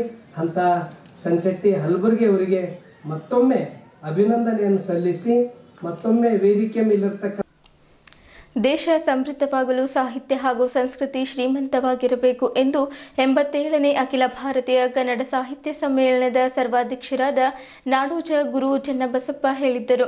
ನಗರದ ಕರ್ನಾಟಕ ಸಾಹಿತ್ಯ ಸಂಘದ ಆವರಣದಲ್ಲಿ ಅಭಿನಂದನಾ ಸಮಾರಂಭದಲ್ಲಿ ಸನ್ಮಾನಿತರಾಗಿ ಮಾತನಾಡಿರುವ ಅವರು, ನಗುಮುಖ ಇಲ್ಲದವರು ಮಂತ್ರಿಗಳಾಗಬಾರದು, ನಗುಮುಖ ಇಲ್ಲದವರು ಮಠಾಧೀಶರಾಗಬಾರದು, ನಗುಮುಖ ಇಲ್ಲದವರು ಸಾಹಿತಿಗಳಾಗಬಾರದು, ನಗುಮುಖ ಇಲ್ಲದವರು ವಿದ್ಯಾವಂತರಾಗಬಾರದು, ನಗುಮುಖ ಇಲ್ಲದವರು ಮನುಷ್ಯರೇ ಆಗುವುದಿಲ್ಲ ಎಂದು ತಿಳಿಸಿದ್ದರು. ಜಗತ್ತಿನಲ್ಲಿ ಹಗರಣಗಳ ಹಾವಳಿ, ಯುದ್ಧಮಯ ಭೀತಿ ವಾತಾವರಣದಲ್ಲಿ ಒಂಟಿ ಹೆಣ್ಣಿನ ಮೇಲೆ ಅತ್ಯಾಚಾರ, ಭ್ರಷ್ಟಾಚಾರದ ಬ್ರಹ್ಮಾಂಡ ಎಲ್ಲೆಡೆ ಪಸರಿಸಿದೆ. ಇಂತಹದ್ದರಲ್ಲಿ ಸಾಹಿತ್ಯ ಹಾಗೂ ಸಂಸ್ಕೃತಿ ಉಳಿಸಿ ಬೆಳೆಸಬೇಕಿದೆ ಎಂದು ಹೇಳಿದ್ದರು. ನನ್ನ ಪೂರ್ವದ ಬದುಕು ಕಷ್ಟಕರವಾಗಿದ್ದರೂ ನಂತರದ ಬಾಳಿನಲ್ಲಿ ಹಲವಾರು ಅಚ್ಚರಿಗಳೇ ಜರುಗಿವೆ. ಸಾವಿರಾರು ಜನರ ಪರಿಚಯ, ಹಲವು ಅದೃಷ್ಟಗಳ ಸುರಿಮಳೆ ನನ್ನಲ್ಲಿ ಹುಮ್ಮಸ್ಸು ಹೆಚ್ಚಿಸಿದೆ. ನನ್ನಗೆ ಕೆನ್ನೆಗೆ ತೆರೆ, ಗಲ್ಲಕ್ಕೆ ಶರೀರ ಕೊಡುವುದು ಮುನ್ನ ಹಲ್ಲು ಹೋಗಿ ಬೆನ್ನಬಾಗಿ ಅನ್ಯರಿಗೆ ಹಂಗಾಗದ ಮುನ್ನ ಕನ್ನಡದ ಕಾವಲುಗಾರನಿಗೆ ಮಾಡಿದ ನನ್ನ ಸೇವೆ ಬಗ್ಗೆ ಹೆಮ್ಮೆ ಇದೆ ಎಂದರು. ಸಾನ್ನಿಧ್ಯ ವಹಿಸಿದ ಅನುಭವ ಮಂಟಪದ ಅಧ್ಯಕ್ಷರಾದ ಡಾಕ್ಟರ್ ಬಸವಲಿಂಗ ಪಟ್ಟದೇವರು ಸಾನ್ನಿಧ್ಯ ವಹಿಸಿ ಮಾತನಾಡಿ, ಗುರುಚ ಅವರಿಗೆ ಸಾಹಿತ್ಯ ಸಮ್ಮೇಳನದ ಅಧ್ಯಕ್ಷರನ್ನಾಗಿ ಮಾಡಿರುವುದು ಸಾಸಿವೆಯ ಮೇಲೆ ಸಾಗರ ಹರಿದಂತೆ. ಡಾಕ್ಟರ್ ಚನ್ನಬಸವ ಪಟ್ಟದೇವರು ಹಾಗೂ ಸಿದ್ಧಗಂಗಾ ಶ್ರೀಮಠದ ಶಿವಕುಮಾರ ಶ್ರೀಗಳ ಸಮಾನ ಆಯುಷ್ಯ ಗುರುಚ ಅವರಿಗೆ ದೊರೆಯಲಿ. ನೂತನ ಅನುಭವ ಮಂಟಪದ ವಿನ್ಯಾಸ ರಚಿಸಿದ ಖ್ಯಾತ ಗುರುಚ ಅವರದ್ದು ನೂತನ ಕಟ್ಟಡವನ್ನು ನಿರ್ಮಿಸಿ ನಡೆಸಿದ್ದನ್ನು ನೋಡುವ ಹಂಬಲ ಅವರದ್ದು. ಅವರ ವಿದ್ವತ್ತಿನ ಬದುಕು ನಾಡಿನ ಸರ್ವ ಸಮುದಾಯಗಳಿಗೆ ಮಾರ್ಗದರ್ಶಿಯಾಗಲಿ ಎಂದರು. ಹಿರಿಯ ಸಾಹಿತಿ ಪಂಚಾಕ್ಷರಿ ಪುಣ್ಯಶೆಟ್ಟಿ ಮಾತನಾಡಿ, ಗುರು ಚನ್ನಬಸಪ್ಪ ಅವರು ಅತ್ಯಂತ ಬಡತನದಲ್ಲಿ ಹುಟ್ಟಿ ಬರೀ 10ನೇ ತರಗತಿ ಅಭ್ಯಾಸ ಮಾಡಿ ಇಡೀ ನಾಡಿನ ಅತ್ಯಂತ ಶ್ರೀಮಂತ ಸಾಹಿತ್ಯವನ್ನ ನಾಡಿಗೆ ಪರಿಚಯಿಸಿದ್ದರು. ಇವರ ಶರತತ್ವ ಪರಿಕಲ್ಪನೆಯನ್ನ ಮನಗಂಡು ರಾಜ್ಯ ಸರ್ಕಾರ ಅವರಿಗೆ ಅನುಭವ ಮಂಟಪ ರಚನಾ ಸಮಿತಿಗೆ ಅಧ್ಯಕ್ಷರನ್ನಾಗಿ ನೇಮಕ ಮಾಡಿರುವುದು ಸಂತಸವೇ ಸರಿ ಎಂದರು. ಇತ್ತೀಚೆಗೆ ರಾಜ್ಯ ಸರ್ಕಾರ ಕನ್ನಡ ಬಾರದವರಿಗೆ ಹಾಗೂ ಕನ್ನಡ ದ್ರೋಹಿಗಳಿಗೆ ಕರ್ನಾಟಕ ರಾಜ್ಯೋತ್ಸವ ಪ್ರಶಸ್ತಿ ನೀಡುತ್ತಿರುವುದು ಕನ್ನಡವನ್ನ ಮೇರು ಪರ್ವತಕ್ಕೆ ಕೊಂಡೊಯ್ಯುವವರನ್ನ ಕಡೆಗಣಿಸದೇ ಇರುವುದು ವಿಪರ್ಯಾಸ ಸಂಗತಿ ಎಂದು ಹೇಳಿದ್ದರು. ಹಿರಿಯ ಪತ್ರಕರ್ತ ಶಿವಶರಣಪ್ಪ ಬಾಲಿ ಮುಖ್ಯ ಅತಿಥಿಗಳಾಗಿ ಮಾತನಾಡಿ, ಗುರುಚ ಎಂದರೆ ಸಾಹಿತ್ಯ, ಸಾಹಿತ್ಯ ಎಂದರೆ ಗುರುಚ. ಕನ್ನಡ ಸಾಹಿತ್ಯ ಪರಿಷತ್ತು ಚಿದಾನಂದ ಮೂರ್ತಿ ಅವರಿಗೆ ಅವರ ಜೀವಿತಾವಧಿವರೆಗೆ ಸಮ್ಮೇಳನಾಧ್ಯಕ್ಷರನ್ನಾಗಿ ಮಾಡದೇ ಇರುವುದು ವಿಪರ್ಯಾಸ. ಇದು ಕಸಾಪ ಇತಿಹಾಸದಲ್ಲಿ ದೊಡ್ಡ ಕಳಂಕ ಎಂದು ಕಳವಳ ವ್ಯಕ್ತಪಡಿಸಿದ ಅವರು, ತಡಮಾಡಿಯೂ ಆದರೂ ಗುರುಚ ಅವರನ್ನ ಸಮ್ಮೇಳನಾಧ್ಯಕ್ಷರನ್ನಾಗಿ ಗುರುತಿಸುವುದು ಸಮಾಧಾನಕರ ಸಂಗತಿ ಎಂದರು. ಕರ್ನಾಟಕದಲ್ಲಿ ಕನ್ನಡ ಕಿಚ್ಚು, ಕನ್ನಡದ ಸಂಸ್ಕೃತಿ ಪರಂಪರೆ ಕಡಿಮೆಯಾಗುತ್ತಿದೆ. ನಾಡಿನ ಯುವ ಜನರಲ್ಲಿ ಕನ್ನಡದ ಮಾತೃತ್ವ ಹೆಚ್ಚಬೇಕು, ಅನ್ಯ ಭಾಷೆಗಳನ್ನು ಗೌರವಿಸಬೇಕು. ಕನ್ನಡ ಅಭಿವೃದ್ಧಿ ಪ್ರಾಧಿಕಾರಕ್ಕೆ ಜೀವ ತುಂಬಿದವರು ಬೀದರ್ ಜನರು. ಚಿದಾನಂದ ಮೂರ್ತಿ ಹೆಮ್ಮೆಯ ನಾಯಕ ಹಾಗೂ ಗುರುಚರವಂತಹ ಕನ್ನಡ ಶಕ್ತಿ ಕೇಂದ್ರದ ಮೂಲಕ ಮಾತೃಭಾಷೆಗೆ ಶಕ್ತಿ ತುಂಬುವ ಕಾರ್ಯ ಮಾಡಿದ್ದರು ಎಂದು ಬಣ್ಣಿಸಿದ್ದರು. ಕರ್ನಾಟಕ ರಾಷ್ಟ್ರೀಯ ಶಿಕ್ಷಣ ಸಂಸ್ಥೆ ಕಾರ್ಯದರ್ಶಿ ಸತೀಶ್ ಪಾಟೀಲ್ ಮಾತನಾಡಿ, ಕರ್ನಾಟಕ ಕಾಲೇಜಿಗೂ ಗುರುಚ ಅವರಿಗೆ ಅವಿನಾಭಾವ ಸಂಬಂಧವಿದೆ. ಎಷ್ಟು ಬಾರಿ ನಮ್ಮ ಕಾಲೇಜಿಗೆ ಭೇಟಿ ನೀಡಿ ನಮ್ಮ ಮಕ್ಕಳೊಂದಿಗೆ ಸಂವಾದ ನಡೆಸಿರುತ್ತಾರೆ. ಅಂಥವರನ್ನ ಅಖಿಲ ಭಾರತ ಕನ್ನಡ ಸಾಹಿತ್ಯ ಸಮ್ಮೇಳನದ ಸರ್ವಾಧ್ಯಕ್ಷರನ್ನಾಗಿ ಗುರುತಿಸಿರುವುದು ಬಹಳ ಅಭಿಮಾನದ ಸಂಗತಿ ಎಂದರು. ಕರ್ನಾಟಕ ಸಾಹಿತ್ಯ ಸಂಘದ ಅಧ್ಯಕ್ಷರಾದ ಡಾಕ್ಟರ್ ಜಗನ್ನಾಥ್ ಹೆಬ್ಬಾಳೆ ಅಧ್ಯಕ್ಷತೆ ವಹಿಸಿ ಮಾತನಾಡಿ, ಕನ್ನಡ ನಾಡು ನುಡಿ ಭಾಷೆ ಪರಂಪರೆ ಸಾಹಿತ್ಯ ಸಂಸ್ಕೃತಿಯನ್ನು ಶ್ರೀಮಂತಗೊಳಿಸುವಲ್ಲಿ ಗುರುಚ ಅವರ ಪಾತ್ರ ಬಹಳಷ್ಟಿದೆ. ಕನ್ನಡ ಸಾಹಿತ್ಯದ ಜೊತೆಗೆ ಶರಣ ಸಾಹಿತ್ಯವನ್ನು ನಾಡಿನ ಉದ್ದಗಲಕ್ಕೂ ಪಸರಿಸಿದ ಖ್ಯಾತಿ ಗುರುಚ ಅವರಿಗೆ ಸಲ್ಲುತ್ತದೆ ಎಂದು ಅವರು, ಗುರುಚ ಅವರು ಸರಳತೆಯ ಸಾಕ್ಷಿ, ಸಾತ್ವಿಕ ಸಾಕಾರ ಮೂರ್ತಿ, ಬಸಮಯ್ಯ ಬದುಕು ಅವರದ್ದು. ಸಾಹಿತ್ಯದ ಶಿಖರ, ಜಾನಪದದ ಭೀಷ್ಮ, ಭೂಮಿಯ ತತ್ವದ ಲೇಖನಗಳ ಸಿದ್ದೇಶ್ವರ ಶ್ರೀಗಳಂತೆ ಶ್ವೇತ ವಸ್ತ್ರಧಾರಿಗಳು. ಸಂಸ್ಕೃತಿಯ ರಾಯಭಾರಿ ಗುರುಚ ಅವರದ್ದಾಗಿದೆ ಎಂದು ಹೇಳಿದ್ದರು. ಲಂಡನ್ ವಿದ್ಯಾರ್ಥಿ ಕೌನ್ಸಿಲ್ ಸದಸ್ಯರಾದ ಆದಿಶ್ವಾಲಿ, ಕರ್ನಾಟಕ ಸಾಹಿತ್ಯ ಸಂಘದ ಟ್ರಸ್ಟ್ನ ಅಧ್ಯಕ್ಷ ಶಂಕರಪ್ಪ ಹೊನ್ನ, ರಾಷ್ಟ್ರೀಯ ಜಾನಪದ ಬುಡಕಟ್ಟು ಹಾಗೂ ಕಲಾ ಪರಿಷತ್ತು ಕಾರ್ಯದರ್ಶಿ ಡಾಕ್ಟರ್ ರಾಜ್ಕುಮಾರ್ ಹೆಬ್ಬಾಳೆ ಹಾಗೂ ಇತರರು ವೇದಿಕೆಯಲ್ಲಿದ್ದರು. ಆರಂಭದಲ್ಲಿ ಕಲಾವಿದೆ ಅಶ್ವಿನಿ ಬಂಪಳ್ಳಿ ಪ್ರಾರ್ಥಿಸಿದ್ದರು. ಕುಮಾರಿ ನಿಖಿತಾ ಜಾನಪದ ನೃತ್ಯಗೈದರು. ನಟೇಶ್ರೀ ವಿದ್ಯಾಲಯದ ಮಕ್ಕಳಿಂದ ಕರ್ನಾಟಕ ಸಾಹಿತ್ಯ ಸಂಘದ ಕಾರ್ಯದರ್ಶಿ ನಿಜಲಿಂಗಪ್ಪ ತಗಾರೆ ಸರ್ವರನ್ನ ಸ್ವಾಗತಿಸಿದ್ದರು. ಕರ್ನಾಟಕ ಜಾನಪದ ಪರಿಷತ್ತು ಔರ ತಾಲೂಕಾ ಅಧ್ಯಕ್ಷ ಡಾಕ್ಟರ್ ಸಂಜಯಕುಮಾರ್ ಜುಮ್ಮಾ ಪ್ರಾಸ್ತಾವಿಕ ಮಾತನಾಡಿದ್ದರು. ಅಕ್ಕಮಹಾದೇವಿ ಪತ್ತಿನ ಸೌಹಾರ್ದ ಸಹಕಾರಿ ಬ್ಯಾಂಕಿನ ನಿರ್ದೇಶಕಿ ಡಾಕ್ಟರ್ ಸುನೀತಾ ಕೂಡ್ಲಿಕರ್ ಕಾರ್ಯಕ್ರಮ ನಿರೂಪಿಸಿದ್ದರು. ಇದೇ ವೇಳೆ ಜಿಲ್ಲೆಯ ವಿವಿಧ ಸಂಘ ಸಂಸ್ಥೆಗಳಿಂದ ಗುರುಚ ಅವರನ್ನ ಸನ್ಮಾನಿಸಲಾಯಿತು. ಲಕ್ಷಕ್ಕೊಬ್ಬ ಭಕ್ತ, ಕೋಟಿ ಸಾವಿರಕ್ಕೊಬ್ಬ ಸತ್ಯ, ಲಕ್ಷಕ್ಕೊಬ್ಬ ಭಕ್ತ, ಕೋಟಿಗೊಬ್ಬ ಶರಣ ಅಂತ ಗೊತ್ತೇ ಗೋರು ಚನ್ನಬಸಪ್ಪರು ಕೋಟಿಗೊಬ್ರು ಸಿಗಲ್ಲ, ನೂರಾರು ಕೋಟಿಗೊಬ್ರು ಅವ್ರು ಇರ್ತಾರ ಅಂತ ನಾನು ಬಯಸ್ತಾ ಇದ್ದೀನಿ. ಅಂತ ಅಪರೂಪ ವ್ಯಕ್ತಿತ್ವ ಅವರು ನಮ್ಮ ಕಣ್ಣೆದುರಿದೆ. ಅವರು 97 ವಯಸ್ಸು, ಇದನ್ನು ಇಷ್ಟೊಂದು ಉತ್ಸಾಹದಿಂದ ಅವರು ಪಾಲ್ಗೊಳ್ತಾರಂದ್ರೆ ಅದೊಂದು ದೈವಿ ಶಕ್ತಿನೇ ಮುಖ್ಯ ಕಾರಣ. ಅವ್ರು ಹೇಳೋಲ್ಲ, ಗೊತ್ತಿರುವಂಥ ಮಾತು ಹೇಳೋದು ಏನಂತ, ನಾನು ನನ್ನ ಕಣ್ಣೆದುರಲ್ಲೇ ಅನುಭವ ಮಂಟಪವನ್ನ ಕಣ್ಣೆದುರು ಉದ್ಘಾಟನೆ ಆಗೋದು ನಾನು ನೋಡಬೇಕು ಅನ್ನೋ ಮಾತನ್ನ ಅನುಭವಿಗಳ ಒಂದು ಮಾತಿದೆ, ನಗುಮುಖ ಇಲ್ಲದವರು ಅಂಗಡಿ ಇಡಬಾರ್ದು, ನಗುಮುಖ ಇಲ್ಲದವರು ಶಿಕ್ಷಕರಾಗಬಾರ್ದು, ನಗುಮುಖ ಇಲ್ಲದವರು ವೈದ್ಯರಾಗಬಾರ್ದು, ನಗುಮುಖ ಇಲ್ಲದವರು ಮಠಾಧೀಶರಾಗಬಾರ್ದು, ನಗುಮುಖ ಇಲ್ಲದವರು ಮಂತ್ರಿಗಳಾಗಬಾರ್ದು, ಹೆಚ್ಚೇನು ನಗುಮುಖ ಇಲ್ಲದವರು ಮನುಷ್ಯರೇ ಆಗಬಾರ್ದು.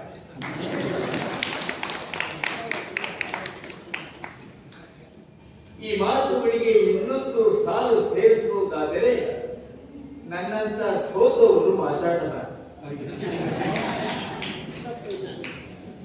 ಆದರೂ ಬೀದರಿನ ಬಂಧುಗಳು ನನ್ನ ಬಗೆಗೆ ಕಳೆದ ಅನೇಕ ವರ್ಷಗಳಿಂದ ತೋರುತ್ತಾ ಬಂದಿರತಕ್ಕಂತಹ ವಾತ್ಸಲ್ಯಕ್ಕೆ, ಅಭಿಮಾನಕ್ಕೆ, ಗೌರವಾದರಗಳಿಗೆ ನಾನು ಕೃತಜ್ಞತೆ ಸಲ್ಲಿಸಲಿಕ್ಕಾದರೂ 4 ಮಾತು ಆಡಬೇಕಾದ ಅಗತ್ಯ ಅಂತ ಭಾವಿಸಿದೆ.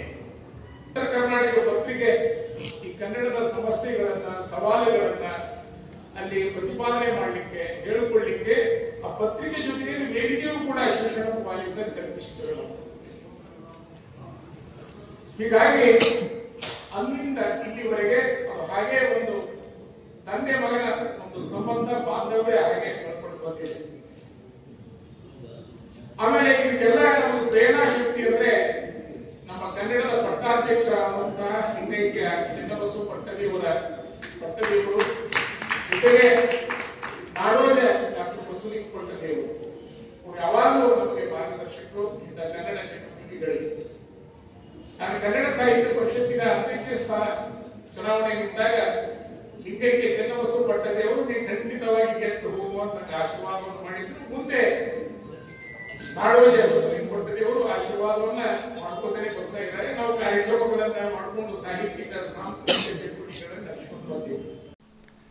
ಪೂಜ್ಯ ಡಾಕ್ಟರ್ ಚನ್ನಬಸವ ಪಟ್ಟದೇವರು ಜಿಲ್ಲಾ ರಂಗಮಂದಿರದಲ್ಲಿ ರಾಜ್ಯ ಮಟ್ಟದ 69ನೇ ಕರ್ನಾಟಕ ರಾಜ್ಯೋತ್ಸವ ಗಡಿ ಕನ್ನಡಿಗರ ಉತ್ಸವವನ್ನು ಕರ್ನಾಟಕದ ಪದ ಸಂಘಟನೆಗಳ ಒಕ್ಕೂಟದ ರಾಜ್ಯಾಧ್ಯಕ್ಷ ಡಾಕ್ಟರ್ ವಿಶ್ವನಾಥ್ ಜಿಪಿ ಬೆಂಗಳೂರು ಉದ್ಘಾಟಿಸಿ, ಕನ್ನಡದ ನೆಲದವರಾದ ನಾವು ಕನ್ನಡದ ಕುಲದವರಾಗಿ ಕನ್ನಡದ ನೆಲಚಿಲ ಸಾಹಿತ್ಯ ಸಂಸ್ಕೃತಿ ಪ್ರಕಾಶ ಮಾಡುವ ಕಾರ್ಯ ಪ್ರತಿಯೊಬ್ಬ ಕನ್ನಡಿಗನ ಮಾಡಬೇಕು. ಕಲ್ಯಾಣ ಕರ್ನಾಟಕ ಭಾಗದಲ್ಲಿ ವೀರ ಕನ್ನಡಿಗರ ಸೇನೆ, ವಿಶ್ವ ಕನ್ನಡಿಗರ ಸಂಸ್ಥೆ ಕೆಲಸ ಮಾಡುತ್ತಿದೆ. ರಾಷ್ಟ್ರದ ಭಾಗಗಳಿಂದ, ರಾಜ್ಯದ ವಿವಿಧ ಜಿಲ್ಲೆಗಳಿಂದ ಕನ್ನಡ ಸೇವೆ ಮಾಡುತ್ತಿರುವವರಿಗೆ ಗುರುತಿಸಿ ಕರ್ನಾಟಕ ರಾಜ್ಯೋತ್ಸವ ರತ್ನ, ಕಲ್ಯಾಣ ಕರ್ನಾಟಕ ಕಾಯಕ ರತ್ನ ಪ್ರಶಸ್ತಿ 100 ಜನರಿಗೆ ಪ್ರದಾನ ಮಾಡಲಾಗಿದೆ. ಇದು ಶ್ಲಾಘನೀಯ ಕಾರ್ಯವಾಗಿದೆ. ಚನ್ನಬಸವ ಪಟ್ಟದೇವರ ಕುರಿತು ಪ್ರೊಫೆಸರ್ ಉಮಾಕಾಂತ್ ಮೀಸೆ, ಜಯದೇವಿ ತಾಯಿ ಲಿಗಾಡೆ ಕುರಿತು ಸುನೀತಾ ಬಿರಾದರ್, ಗಡಿಭಾಗದ ಪ್ರತಿಕೆ ಸರ್ಕಾರದ ಯೋಜನೆಗಳ ಪ್ರಕಾರ ದೇಶಮಯ ಪ್ರಾಸ್ತಾವಿಕ ನುಡಿ ಸಂಸ್ಥೆ ಅಧ್ಯಕ್ಷೆ ಡಾಕ್ಟರ್ ಸುಬ್ಬಣ್ಣ ಕರಕನಳ್ಳಿ ಮಾತನಾಡಿದ್ದರು. ಕಳೆದ 2 ವರ್ಷದಿಂದ ಬೀದರ್ ಜಿಲ್ಲೆಗೆ ಗಡಿ ಅಭಿವೃದ್ಧಿ ಪ್ರಾಧಿಕಾರದಿಂದ ಸಂಘ ಸಂಸ್ಥೆಗಳಿಗೆ ಧನ ಸಹಾಯ ನೀಡುತ್ತಿಲ್ಲ. ಗಡಿಭಾಗದಲ್ಲಿ ಕನ್ನಡ ಕಾರ್ಯ ನಿರಂತರವಾಗಿ ಮಾಡಬೇಕಾಗಿದೆ. ಸರ್ಕಾರ ಗಡಿಭಾಗದ ಜಿಲ್ಲೆಗಳ ಸಂಘ ಸಂಸ್ಥೆಗಳಿಗೆ ಧನ ಸಹಾಯವನ್ನು ನೀಡಬೇಕು.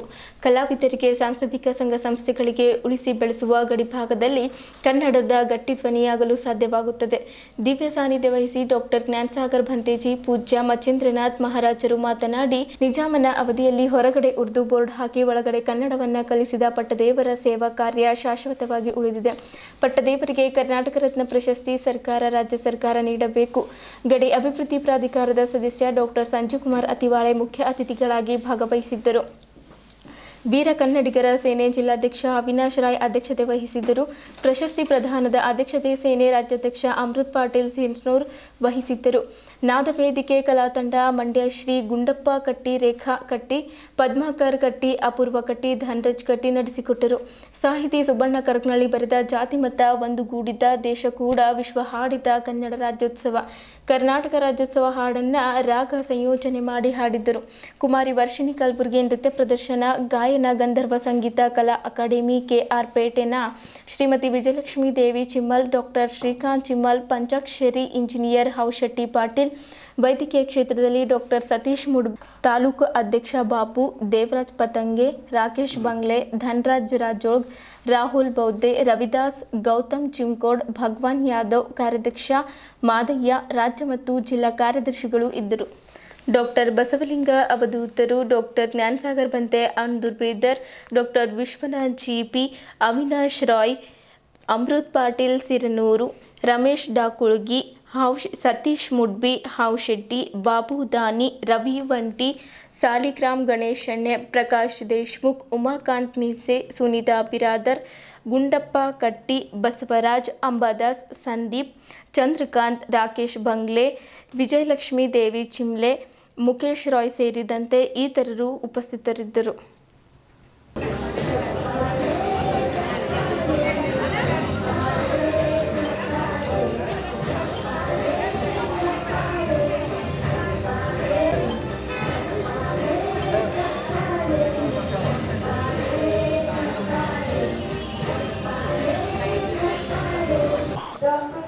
ಕನ್ನಡ ರಾಜ್ಯೋತ್ಸವ 69ನೇ ವರ್ಷದ ಕನ್ನಡ ರಾಜ್ಯೋತ್ಸವವನ್ನು ಬೀದರ್ ಜಿಲ್ಲೆ, ಕರ್ನಾಟಕದ ಮುಕುಟ ಬೀದರ್ ಜಿಲ್ಲೆಯಲ್ಲಿ ವೀರ ಕನ್ನಡಿಗರ ಸೇನೆ ಹಾಗೂ ವಿಶ್ವ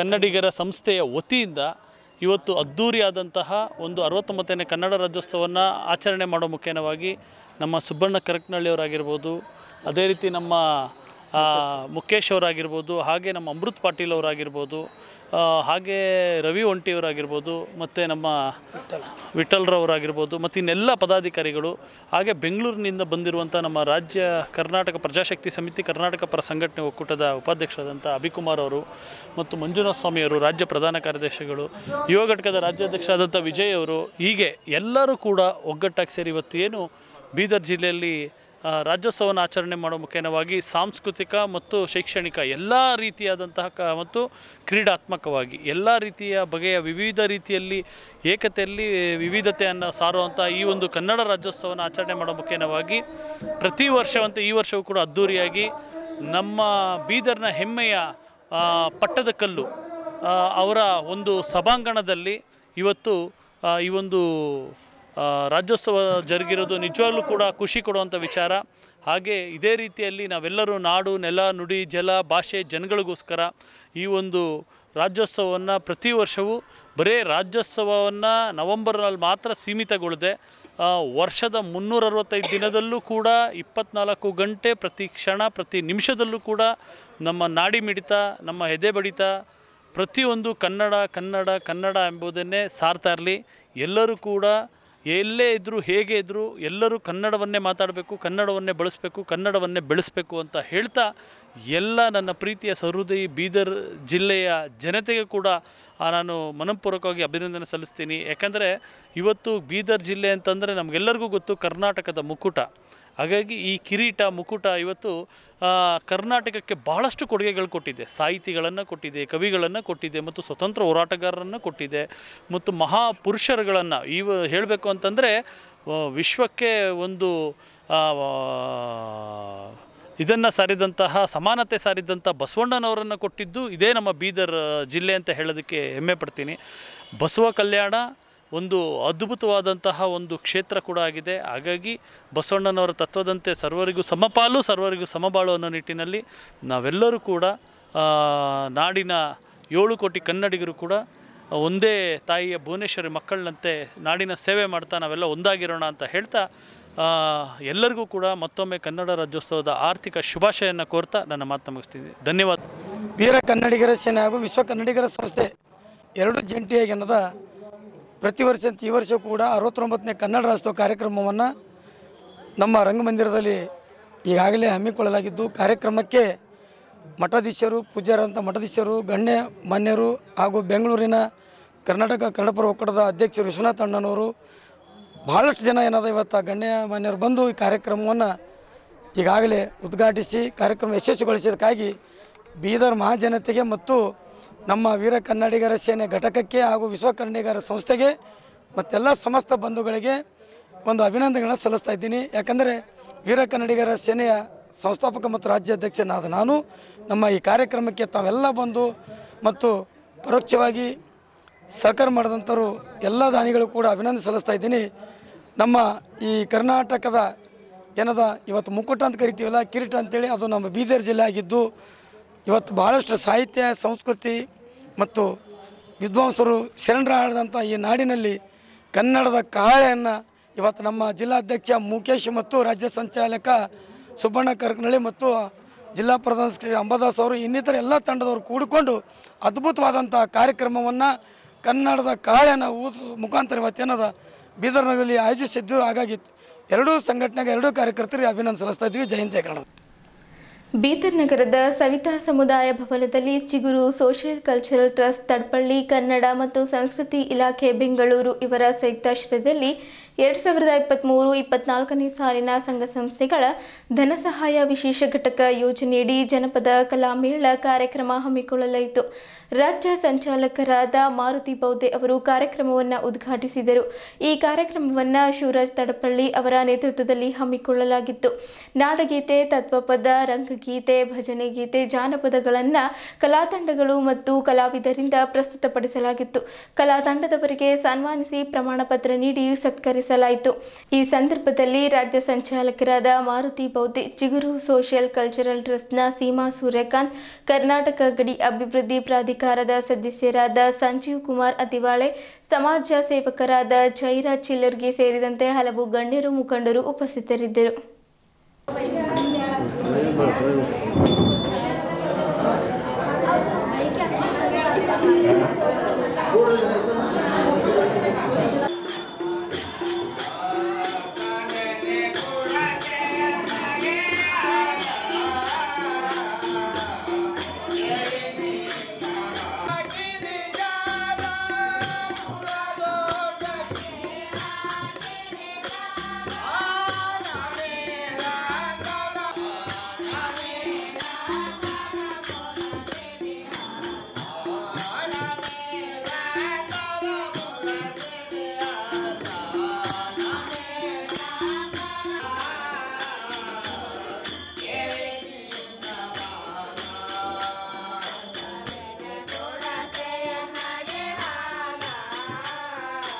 जय हो रे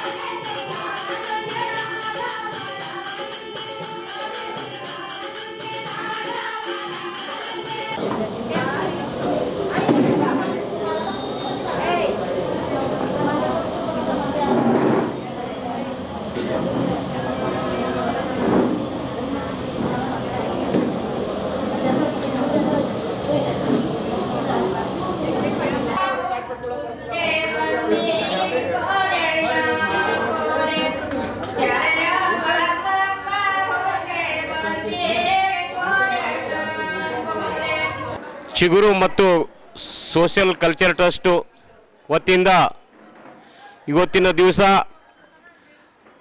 ಕನ್ನಡ ಮತ್ತು ಸಂಸ್ಕೃತಿ ವತಿಯಿಂದ ಬೆಂಗಳೂರು ಇವರ ಆಶ್ರಯದಲ್ಲಿ ಕಾರ್ಯಕ್ರಮ ನಡೀತಲಿದೆ.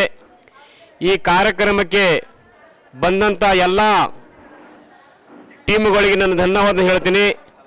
ವಿಶೇಷವಾಗಿ ಬೇಮಳಖೇಡ ಕಲಾವಿದರು ಸತತವಾಗಿ 3 ವರ್ಷದಿಂದ ನಮಗೆ ಬೆಂಬಲ ಕೊಡ್ತಿದ್ದಾರೆ. ಅವರಿಗೆ ಕೂಡ ಧನ್ಯವಾದ ಹೇಳ್ತೀನಿ. ಇದೇ ಅಲ್ಲದೆ ಬೇಮಳಖೇಡ ಇನ್ನೊಂದು ಟೀಮ್ ಇದೆ, ಅವರು ಕೂಡ ನನಗೆ ಬಹಳ ವರ್ಷದಿಂದ ಬೆಂಬಲ ಕೊಡ್ತಾರೆ, ಅವರಿಗೆ ನಾನು ಧನ್ಯವಾದ ಹೇಳ್ತೀನಿ. ಅದೇ ರೀತಿ ಮತ್ತು ಇಲ್ಲಿ ಬಂದಂಥ ತಂಡದವರು ಕೂಡ ನಾನು ಎಂದು ಟ್ರಸ್ಟ್ ಮಾಡಿ ಅವತ್ತಿನ ನಡೆದ ಎಲ್ಲರೂ ನನಗೆ ಸಹಾಯ ಮಾಡ್ತಿದ್ದಾರೆ. ತಂಡಗಳನ್ನು ತಂದು ಅವರು ನನಗೆ ಈ ಟ್ರಸ್ಟ್ಗಳಿಗೆ ಸಹಾಯ ಮಾಡಿದ್ದಾರೆ. ಕನ್ನಡ ಮತ್ತು ಸಂಸ್ಕೃತಿ ಇಲಾಖೆ ಬೆಂಗಳೂರು ಸಂಯುಕ್ತ ಆಶ್ರಯದಲ್ಲಿ ಇವತ್ತೇನದ ಅಂತಂದರೆ ಕಲಾಮೇಳೆಯನ್ನು ಹಮ್ಮಿಕೊಂಡಿದ್ದಾರೆ. ಇದು ಆನಂದದ ವಿಷಯ. ಖುಷಿ ತರುವಂಥ ವಿಷಯ. ಯಾಕಂತಂದರೆ ಇವತ್ತಿನ ದಿವಸದಲ್ಲಿ ನಮ್ಮ ಯುವ ಪೀಳಿಗೆಗಳು ಟಿ ವಿ ಮೊರೆ ಹೋಗಿ ಮೊಬೈಲ್ ಮೊರೆ ಹೋಗಿ ಇವತ್ತು ನಮ್ಮ ಸಂಸ್ಕೃತಿಯನ್ನು ಹಾಳಾಗ್ತಾ ಇದೆ.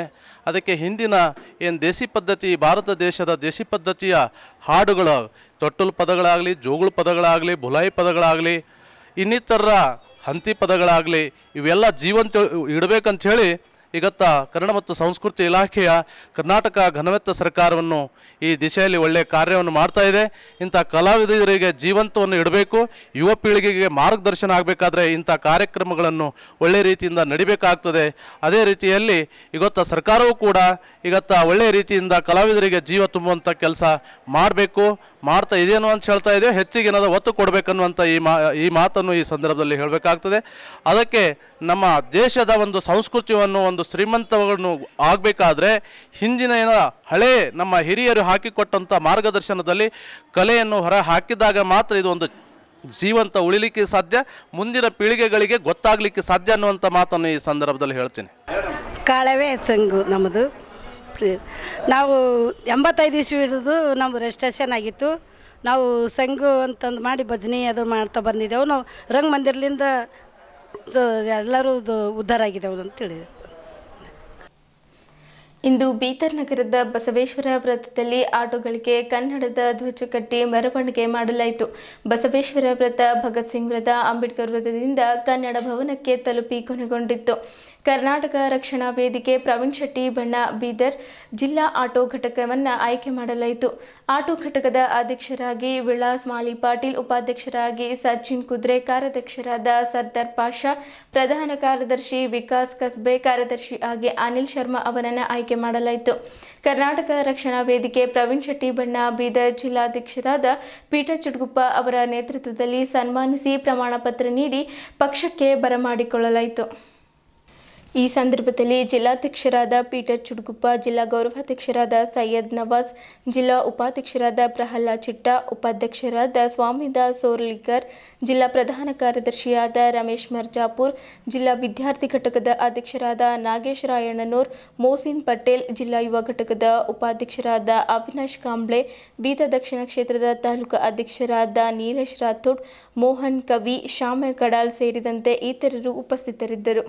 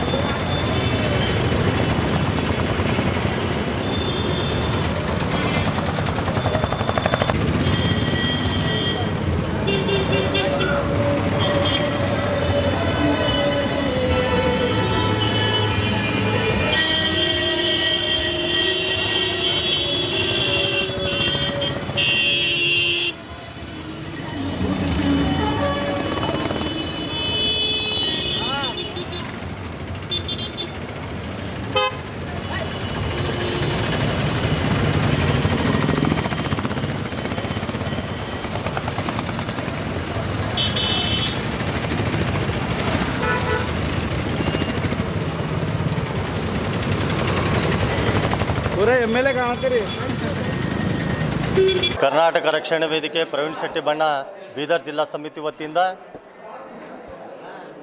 ನಮ್ಮ ಸಂಘಟನೆಯ ಬೆಳವಣಿಗೆ ಹಾಗೂ ನಾನಾ ರೀತಿ ಕಾರ್ಯಕ್ರಮಗಳನ್ನು ಹೋರಾಟಗಳನ್ನು ಗುರುತಿಸಿ ಇವತ್ತು ಆಟೋ ಚಾಲಕರ ಘಟಕ ಒಂದು ಆಯ್ಕೆ ಮಾಡಲಾಯಿತು. ಆಟೋ ಚಾಲಕ ಘಟಕದ ಅಧ್ಯಕ್ಷರಾದ ವಿಲಾಸ್ ಮಾಲಿ ಪಾಟೀಲ್ ಅವರು ಇವತ್ತು ಅವರನ್ನು ಆಯ್ಕೆ ಮಾಡಲಾಯಿತು. ಕಾರಣ ಇವತ್ತು ರಾಜ್ಯದಲ್ಲಿ ನಮ್ಮ ಪ್ರವೀಣ್ ಶೆಟ್ಟಿ ಬಣ್ಣ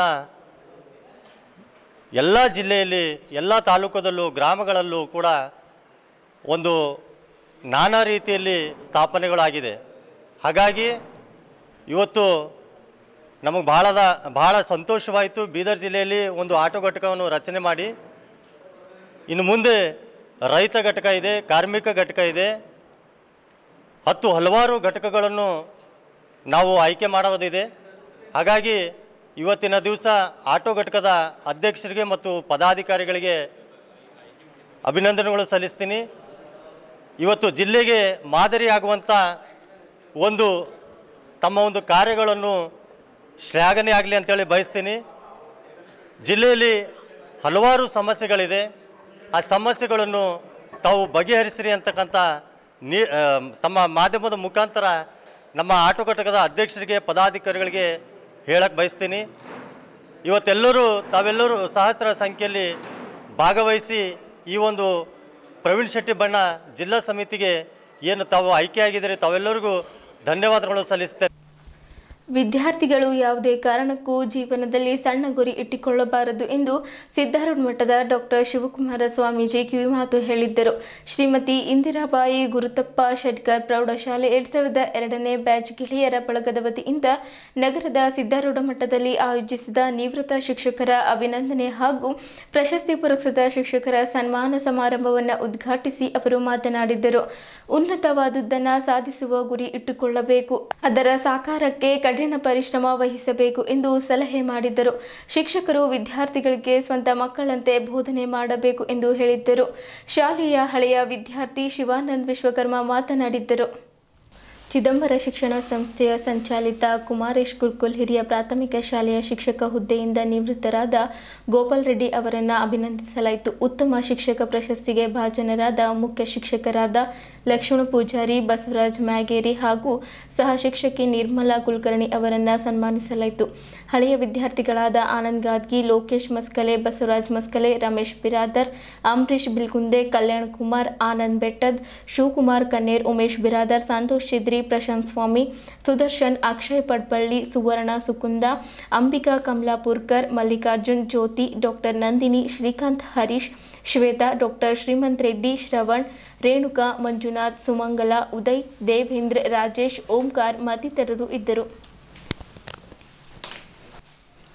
ಇಲ್ಲಿಯವರೆಗೂ ಸುದ್ದಿ ಕೊಟ್ಟಿದ್ದು ನಾನು ಪ್ರಭಾವತಿ. ಮುಂದಿನ ಸುದ್ದಿಯೊಂದಿಗೆ ಮತ್ತೆ ಭೇಟಿಯಾಗೋಣ. ವಂದನೆಗಳು.